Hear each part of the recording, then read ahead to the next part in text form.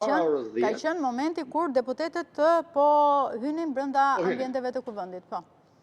Po, paka shumë në atë moment kam qenë dhe unë në sallën e parlamentit si këshilltar i grupit parlamentar Partisë Demokratike dhe mund t'ju dëshmoj se seanca ka filluar në 10:30 realisht. Pra është pritur që të vinë deputetët një nga një. Por, çfarë ka ndodhur? Protestuesit nuk mund të pengohen në të drejtën e tyre për të kritikuar qeverinë, për të sharë qeverinë, për të hedhur slogane, të grumbullohen, ti nuk mund t'i pengosh të grumbullohen, edhe të afrohen aty ku është gardhi apo ku është vend perimetri sigurisë.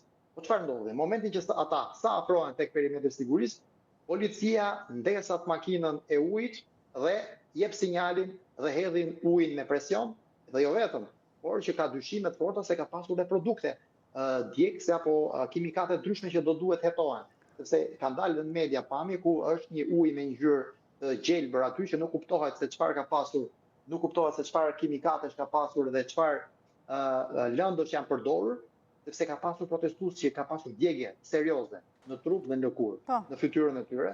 Sikundër kemi dëshmuar në mediat dhe në postimet e ndryshme që ne mund kemi arritur të bëjmë për këtë rast. Pra, një goditje disproporcionale tepër e ashpër nga policia që më pas ka provokuar dhe protestuesit që të reagojnë me vezë se nuk ka pasur sende të tjera të forta. Nëse protestuesit do kishin qëllim që të kryenin veprime të dhunshme, të bindur do të jeni që mund ta kishin kryer mjaft kollaj. Por i shikon dhe pamje që ndodhen para pak minutash me makinën e Blendi Goncës, ja vetëm e vezë janë duke qenë. Pra nuk është se ka aty asnjë gjë që mund të rrezikonte jetën e askujt. Po, por deputetët e mazhorancës pretendojnë se protestuesit po pengonin ata, pra po pengonin ligjvënësit që të ushtronin detyrën e tyre, ndaj edhe ndërhyrja e policisë është cilësuar si e duhura.